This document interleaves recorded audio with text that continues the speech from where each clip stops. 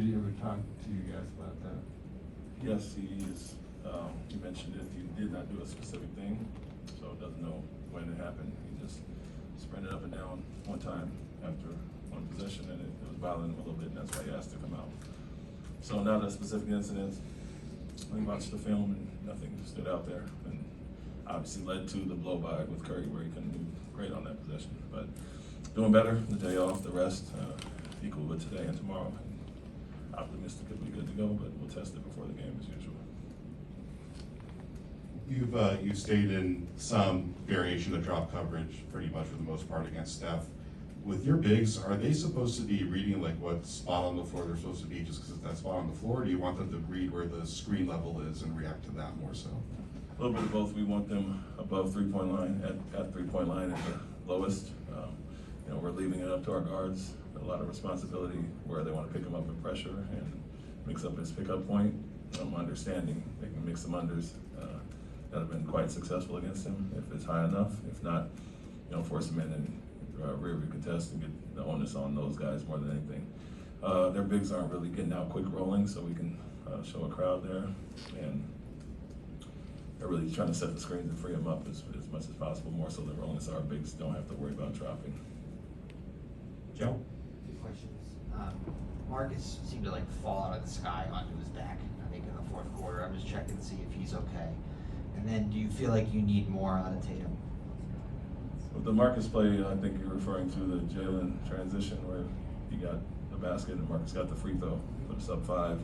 He got pushed in they called the foul, and he's okay though. Hasn't mentioned anything, played the rest of the game as far as that.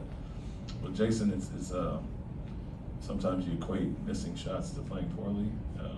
What we've seen is he's had some really good looks, especially in game 1, and we knew if he got those same looks throughout the series, he'd be successful. They are trying to take him out and guard him with 2 at times, and don't want to give him specific matchups, and at times he has to be the playmaker. And so in the 2 wins, he's had 13 and 9 assists, and he's getting 11 in those, and I think he's down around 5 in the losses, and so don't really equate the numbers of how he's shooting, more so the result of him making the play, making the right read. And so at times it can get frustrating, them trying to take you out, but understanding how we'll loosen everything up just by making the right play. And we've seen that at times with him hitting Derek and Marcus and our bigs in the pocket and having the numbers behind to get some really easy baskets. And so take your spots, be aggressive when you have that matchup you like, understand that they're going to guard you a certain way and make the right read, which he has in the 2 wins. On your left, Jay. You said you don't really look at the shooting percentages with Jason, but he's shooting 27.5% from inside the arc. How much do you guys need to do to set him up in better situations? What does he need to do to finish better on those opportunities? I'd say some stronger finishes. As I mentioned, at times looking for fouls. When he plays off 2 and draws the contact, he's finished well.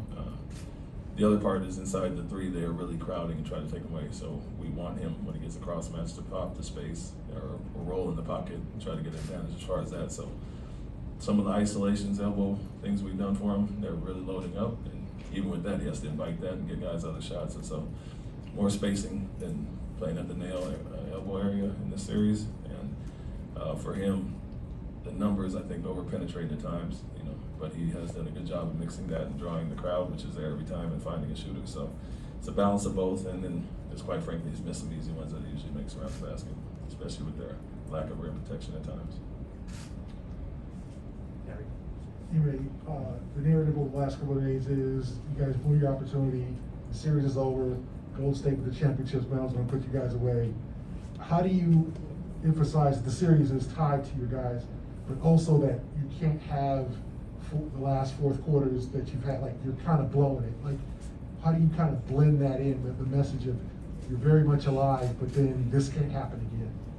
Yeah, first thing you look at is 2-2, and we obviously put ourselves in the position to, stretch the lead and get 3-1. But bottom line is we're 2-2, and we earned that as well, not being down 0-2 or 1-2 or whatever the case may be. And so I'm sure they said the same thing about Golden State after we beat them here, and we know it's a long series. And like I said, we've been battle tested in 2 7-game series in Milwaukee and Miami. And so for us, looking at the positives and the things we could have done better.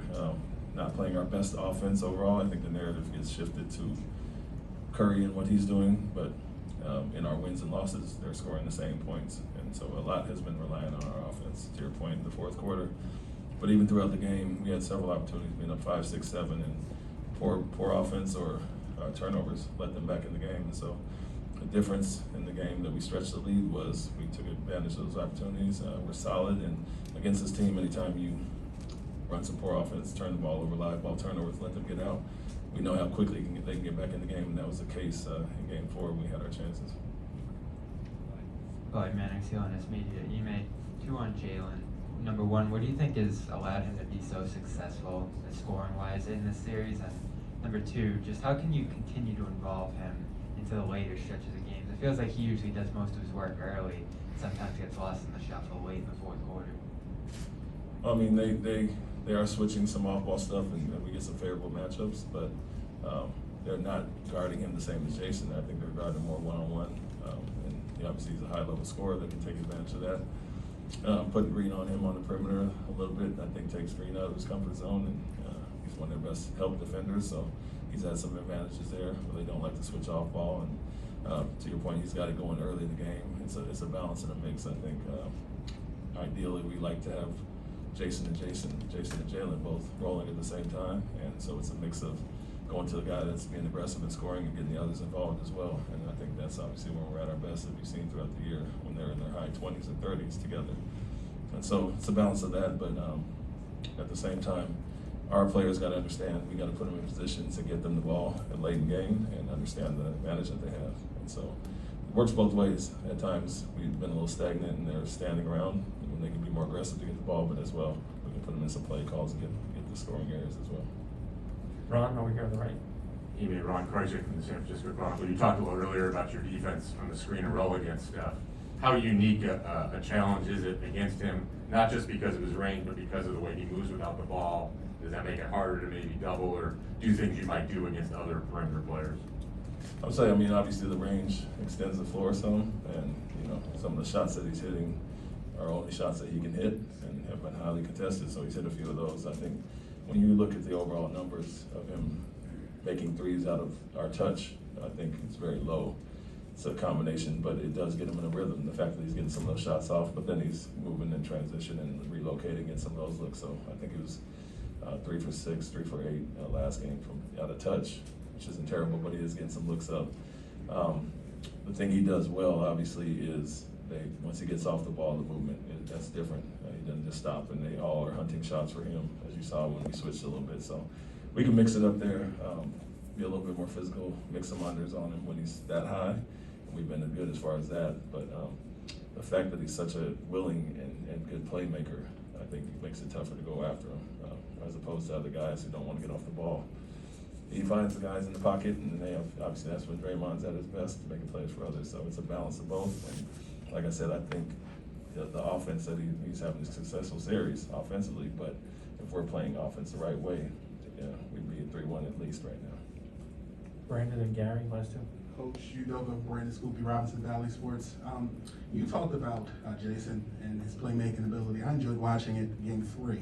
Specifically, I think it's very underrated. What specifically will you look to implement going into Game 5, and why do you, or rather, do you like him in a playmaker role with you guys during as much as he is a scorer? I like both. We want the total package from him. It's something he's capable of and has really improved on this year. And so for him, it's just picking and choosing spots, when to be aggressive, when to get guys involved, and understanding what they're going to do. And he's seen that throughout the Miami series. Brooklyn went after him early, and even in Milwaukee, they're not going to let him beat them when he's on a roll like that. And so understanding it, welcoming it, and understanding guys rely on him for our offense to click. And so it wasn't just him in Game 3. I think Jalen had one of his best playmaking games also. And so that carryover and consistency, understanding how they're going to guard you. Some nights you have to loosen them up a little bit, be the bait, and get everybody else involved, and then it'll open up for you in the fourth quarter. Yeah. Is the goal with Steph to have him shoot with obviously as many contests, or is it to hit him to give up the ball to teammates? It seems like he's beating whatever you guys give him, and he's done that for years, obviously, whatever defense, he's seen it all. But what's kind of the game plan with someone who can shoot so well and who can shoot against, taller contests so well? Yes, we're not really good. We haven't gone after him much, honestly, like Durant or some of those other teams, and some is due to the personnel he has behind him and the playmakers that he has. For us, we rely on our one-on-one defense, our guys using their length to contest, and then our bigs being up as well. And so it's not as much of us going after him, and he's made some tough shots, no doubt, but I think the numbers look like they are skewed when he hits some of the other ones out of transition or miscommunication as opposed to us in our regular touch defense. And so with us, as I mentioned, if we are playing the right way on the other end, the defense has been fine. They're scoring around 107, scored 100 in a game. And when we've scored well, we've scored 120, 116. So our balance has to be better on offense.